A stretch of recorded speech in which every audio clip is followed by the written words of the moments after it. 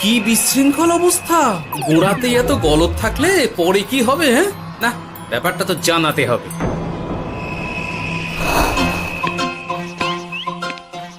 এই তো মহারাজের প্রিয় গোপালও চলে এসেছে। তাহলে এবার সভা শুরু করা যাক মহারাজ। সে আপনি যাই বলুন না কেন মন্ত্রী মশাই, আজ আমার আপনার সাথে ঝগড়া করার কোনো ইচ্ছেই নেই। কেন গোপাল, কি হয়েছে তোমার? কি আর বলি মহারাজ, কৃষ্ণনগরের ভবিষ্যৎ দেখে আমি তো ভাষাই হারিয়ে ফেলেছি। বলো কি, কৃষ্ণনগরের ভবিষ্যৎ? তা শুনি খুব ভালো কিছু নিশ্চয়ই। এতে আর শোনার কি আছে মহারাজ, অবশ্যই ভালো হবে। সে কথা তো আমি একবারও বলিনি মন্ত্রী মশাই। আহা গোপাল, বনিতা না করে বলি ফেলো না দেখি, কি এমন দেখেছো কৃষ্ণনগরের ভবিষ্যৎ? তাহলে শুনুন, কৃষ্ণনগরের ভবিষ্যৎ ঘোর অন্ধকারে, মোটেই ভালো নয়। হ্যাঁ, বলো কি? কৃষ্ণনগরের ভবিষ্যৎ বলতে আমি ছোট ছোট ছেলে মেয়েদের কথাই বলছি। ওরাই তো আমাদের কৃষ্ণনগরের ভবিষ্যৎ। ঠিক কথা, কিন্তু তার সাথে অন্ধকারের কি সম্পর্ক? সম্পর্ক আছে মহারাজ। আজ সকালে রাজসভায় আসার পথে দেখি পাঠশালায় বাচ্চাদের পড়াশোনা বাদে সবই হচ্ছে। তা এরকম চলতে থাকলে কি করে রাজ্যের ভালো হবে বলুন দেখি? না হওয়ারই বা কি আছে শুনি? পড়াশোনার সাথে রাজ্যের ভালো খারাপের কি আছে? সত্যি, মন্ত্রী হয়েও যে আপনি এসব কথা বলেন ভাবলেও অবাক লাগে। গোপাল, মুখ সামলে কথা বলো। আপনিও তাহলে আগে বুঝুন, তারপর কথা বলুন। আবার শুরু হয়ে গেলে তোমরা। ক্ষমা করবেন মহারাজ, কিন্তু আমি তো কিছু শুরু করিনি। মন্ত্রী মশাই তো না বুঝে কথা বলছেন। আপনি বলুন মহারাজ, বাচ্চারাই তো সমাজের ভবিষ্যৎ। হ্যাঁ, ওরা এখন যা শিখবে সেটাই তো পরে কাজে লাগাবে। ঠিক ঠিক, শিক্ষার গুরুত্ব অনেক, তাকে এত অবহেলা করলে তো চলবে না। সেটাই তো মহারাজ, একে তো সকলে পাঠশালায় আসে না, তার উপর যে কয়জন আসে তাদের মধ্যেও কেউ খেলে বেড়ায়, কেউ ঘুরে বেড়ায়, এসব হয়। বুঝলাম, কিন্তু রাজপণ্ডিত কিছু বলে না। কি করে বলবেন মহারাজ, উনি তো নিজেই ঘুমে ঢুলতে থাকেন। কি? আমি কালই রাজপণ্ডিতের সাথে এই ব্যাপারে কথা বলবো। কিন্তু শুধু রাজপণ্ডিতের সাথে কথা বললেই হবে না মহারাজ, তার সাথে এমন কিছু করতে হবে যাতে ছেলেপুলেরা রোজ পাঠশালায় খুশি মনে এসে পড়াশোনা করে। তার জন্য কি করা যায় বলো তো? আর তোমার কাছে কি কোনো উপায় আছে? থাকলে তো আগেই বলে দিত, এত সময় ধরে অভিযোগ করে যেত নাকি? আচ্ছা, আপনার কাছে কি কোনো উপায় আছে মন্ত্রী মশাই? মানে এখন নেই, ভাবতে হবে। তাহলে একটু চুপ করে থাকুন। ছাড়ো না গোপাল, তুমি বলো। আমি বলছিলাম, ওই বাচ্চাদের পাঠশালার প্রতি আগ্রহ আনার জন্য যদি একবেলা ভাত, ডাল, দুধ, ডিম ইত্যাদি খাওয়ানো যায় তাহলে সেটা কার্যকর হবে বলে মনে হয়। অসম্ভব, রাজ্যের কত খরচ বেড়ে যাবে জানো? তুমি থামো তো মন্ত্রী, সব সময় খালি উল্টো কথা বলা। আমি একদম একমত গোপালের সাথে। কৃষ্ণনগরের উন্নতির জন্য আমি সব করতে রাজি।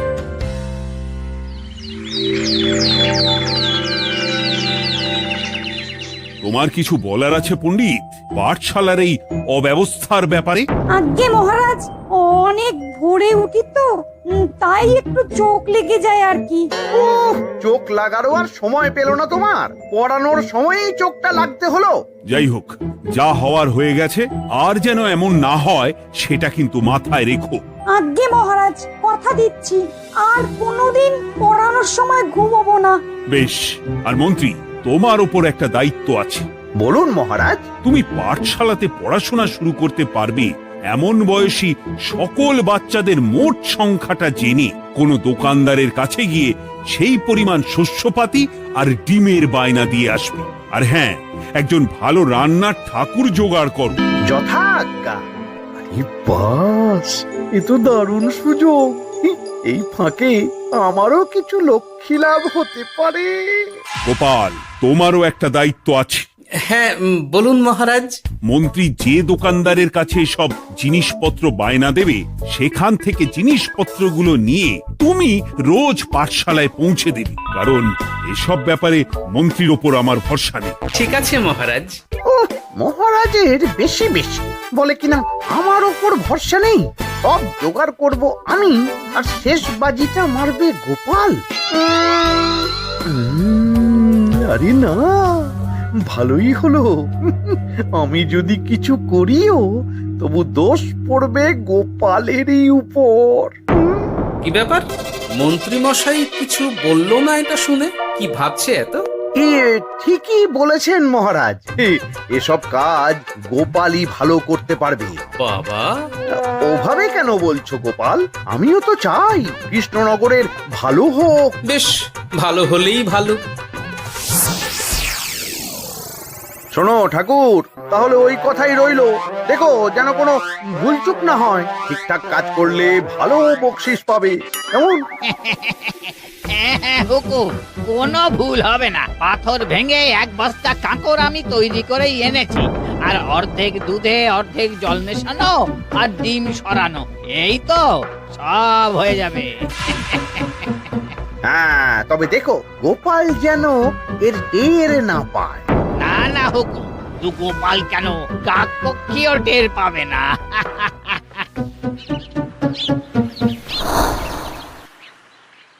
যাক বাবা, এবার শুধু জিনিসের দামটা মহারাজকে বাড়িয়ে বললেই কাজ হাসিল। এদিকে অতিরিক্ত মূল্যটাও আমার হবে, আর বাকি জিনিসগুলো বিক্রি করার পর সেই দামও আমারই হবে।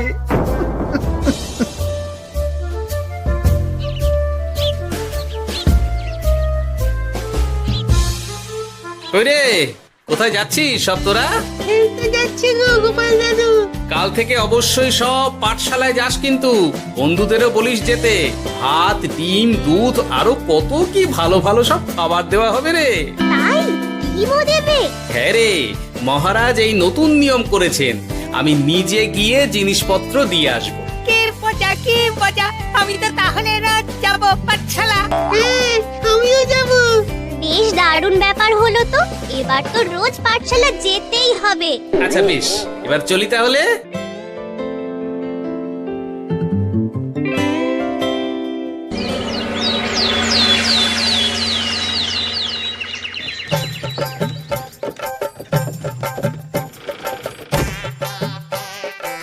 এই নাও গো ঠাকুর, সব জিনিস নিয়ে চলে এসেছি।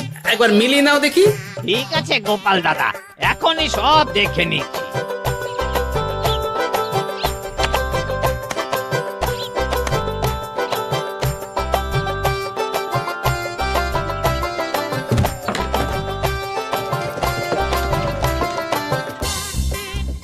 যাক বাবা, গোপাল দাদা গেছে। এবার মন্ত্রী মশাইয়ের কথা মতো সব করলেই কেল্লা ফতে।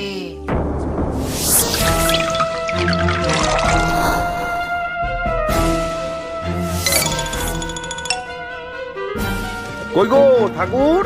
এই তো হুকুম, আপনার কথা মতো সব কাজ হয়ে গেছে। ওই দেখুন, ওখানে জিনিসগুলো রাখা আছে, আপনি নিয়ে যেতে পারেন।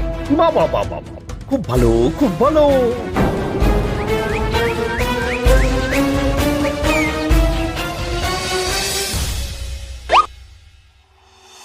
ও কি, অর্ধেক ডিম দিলে যে, বাকিটা কোথায়? কিসের বাকি? ডিমটা অমনি দেখতে।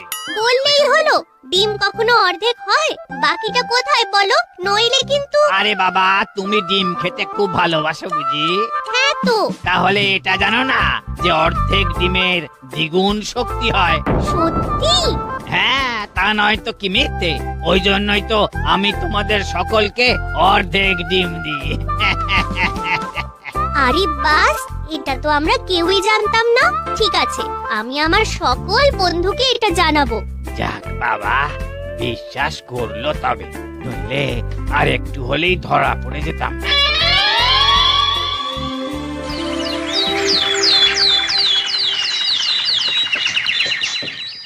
আরে, রান্নার ঠাকুর কারোর সাথে কথা বলছে মনে হচ্ছে। পেছন থেকে দেখে তো মন্ত্রী মশাই বলে মনে হচ্ছে। একটু কাছে গিয়ে দেখি তো কি ব্যাপার।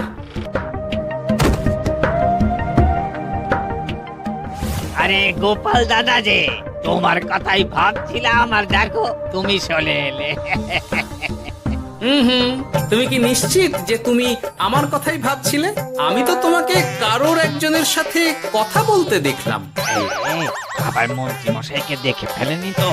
কথাটা বেফাঁস হয়ে যাওয়ার আগেই আমাকে কথা ঘোরাতে হবে। কি গো বলো, এত কি ভাবছো? হ্যাঁ, ইয়ে, না না, এতে ভাবার আর কি আছে?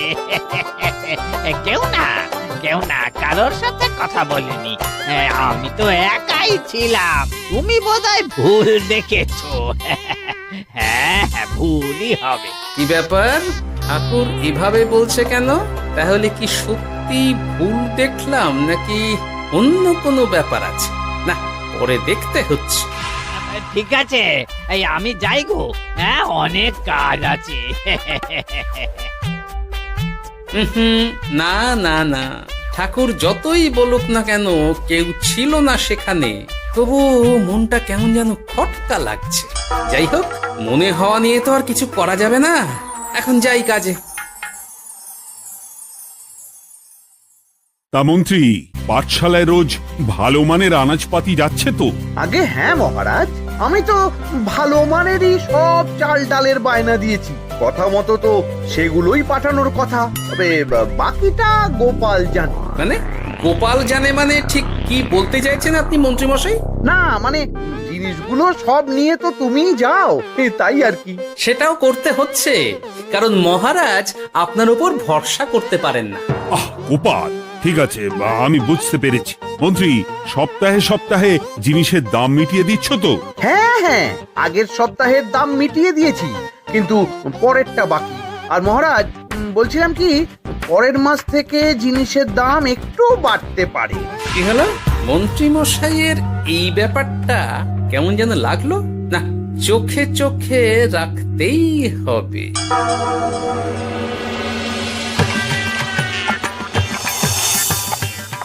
কিরে বুটি, তুই অর্ধেক ডিম খেয়ে বাকি অতটা রেখে দিলি কেন? রান্নাটা ভালো হয়নি বুঝি? না গো দিদা, খুব ভালো হয়েছে। আমি তো আসলে এখন এমনই খাচ্ছি। শিকিরি, কেন রে পুটি? তোর তো ডিম খুব প্রিয় ছিল রে। এখনো ভালো লাগে। তাহলে পুরো ডিম খাচ্ছিস না কেন? এ বাবা, তুমিও জানো না, অর্ধেক ডিমের শক্তি গোটা ডিমের থেকে বেশি, মানে দ্বিগুণ শক্তি। কি বলে কি গো? এই, তোকে এমন কথা কে বলেছে রে? ওমা, কেন? পাঠশালার রান্নার ঠাকুর আমাদের তো রোজ অর্ধেক ডিমই দেয়, ওই জন্য আমি একদিন জিজ্ঞেস করেছিলাম, তখন বলল অর্ধেক ডিমের দ্বিগুণ শক্তি হয়। বলিস কি রে, এতদিন ধরে এসব চলছে? না, মহারাজকে জানাতে হবে।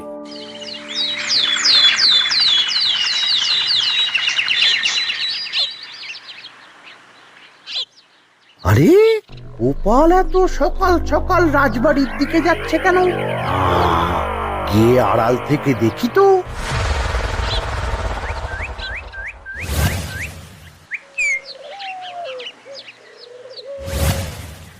বলো গোপাল, কি হয়েছে? হঠাৎ কেন এভাবে একা দেখা করার কথা বললি? আসলে মহারাজ, আমি চাই না এই ব্যাপারটা মন্ত্রী মশাই জানুক, তাই একান্তে আপনার সাথে কথা বলতে চাই। কেন, কি হয়েছে? সব খুলে বলো। তাহলে শুনুন মহারাজ।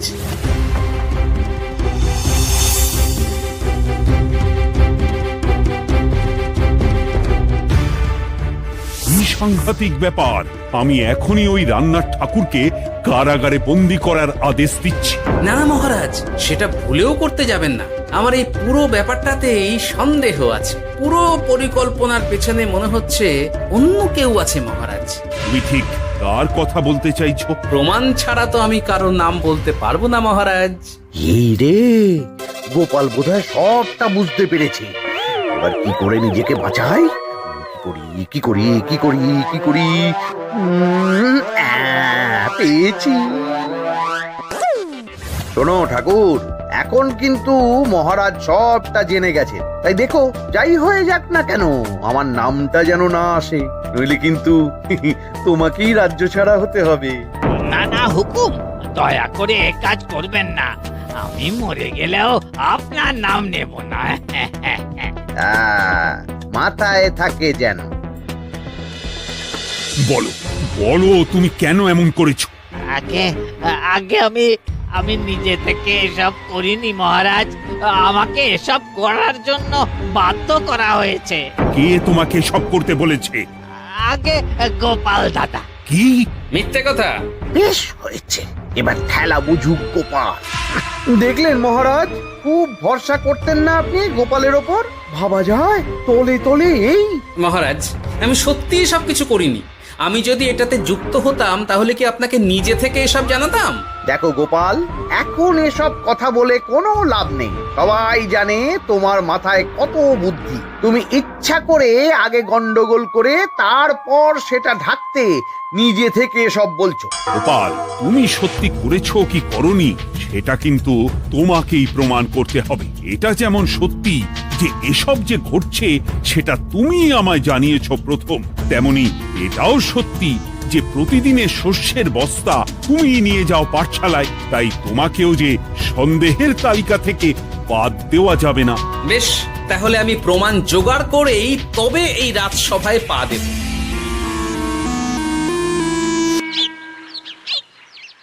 আজকের পরে আমি আরো নিশ্চিত যে এসবের পিছনে মন্ত্রীমশাই যুক্ত আছে।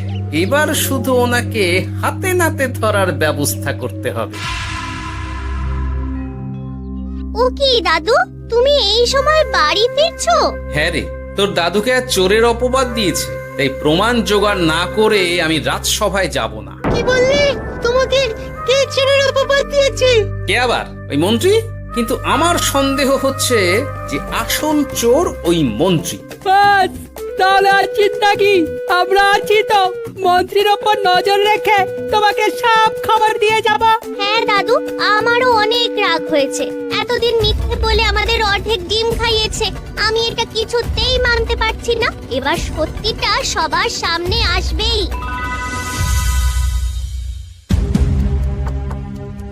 নাও নাও, আজকে চাল ডাল সব এই বস্তাতে আছে। এই নিন আজকের মূল্য। দেখো, অর্থটা কিন্তু বড় কথা নয়। তোমার যে রোজ বিক্রি বাট্টা বেড়ে গেছে, আর তার জন্যই তোমার তো আমাকে মিষ্টি খাওয়ানো উচিত। একদম, আমি কালই আপনাকে মিষ্টি খাওয়াবো, একদম পাকা কথা। তাহলে আজ চলি, কাল দেখা হবে।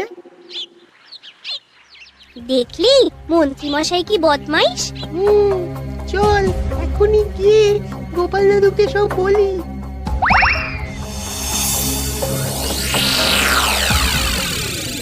তাহলে এটাই হলো আসল ব্যাপার। খাওয়াচ্ছি ওকে মিষ্টি। হ্যাঁ গোপাল দাদু, একেবারে আচ্ছা করে দাওয়াই দিও। আচ্ছা শোন, আমার মাথায় একটা বুদ্ধি এসেছে বুঝলি। কাল তোরা ওই পাশের গ্রামের দোকানদারকে কিছু একটা করে আটকে রাখ, আর আমি সেই সুযোগে মন্ত্রীর সাথে দেখা করব। আচ্ছা, তুমি কোনো চিন্তা করো না। ঠিক আছে, তোরা এখন যা, আমিও একবার মহারাজের সাথে দেখা করে আসি।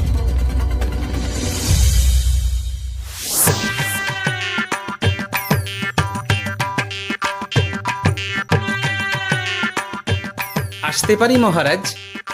আরে গোপাল জি, এসো এসো। মহারাজ, কথা মতো আমি প্রমাণ জোগাড় করে ফেলেছি, কিন্তু সেটা দেখার জন্য আপনাকে কাল আমার সাথে একটা জায়গায় যেতে হবে। বেশ, আমি যাবো।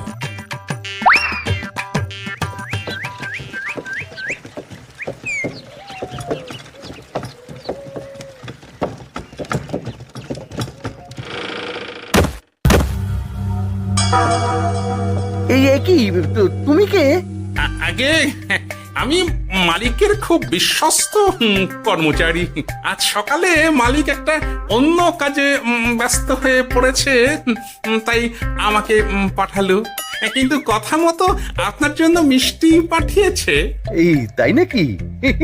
দাও দাও দাও দাও, শুনেছি তোমাদের গ্রামের মিষ্টিও নাকি খুব ভালো। হ্যাঁ, ওই আর কি। নিন।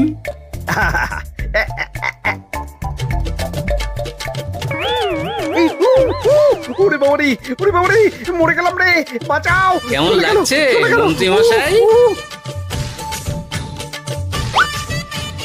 গোপাল, তুমি? তোমায় আমি ছাড়বো না। এই যে গোপাল দাদু, আসল দোকানদার। এই, আসল দোকানদার? এই রে, এবার কি হবে? এই, তোমার কি আর কিছু বলার আছে মন্ত্রী? তোমার সব কর্মকাণ্ড আমাদের কাছে ফাঁস হয়ে গেছে। তোমার সাহস কি করে হয় কৃষ্ণনগরের ভবিষ্যতের সাথে এমন করার? ক্ষমা করে দিন মহারাজ, আর হবে না, ক্ষমা করে দিন। না না না না, শাস্তি তো তোমাকে পেতেই হবে। সেপাই, আজ থেকে মন্ত্রীকে রোজ সকালে 100 বার বেতের বাড়ি ও অর্ধেক খাবার দেওয়া হবে। অর্ধেক খাবার? কেন জানেন না? অর্ধেক খেলে দ্বিগুণ শক্তি বাড়ে। ওরে বাবা গো, আমার আমার আমার মাথা ঘুরছে।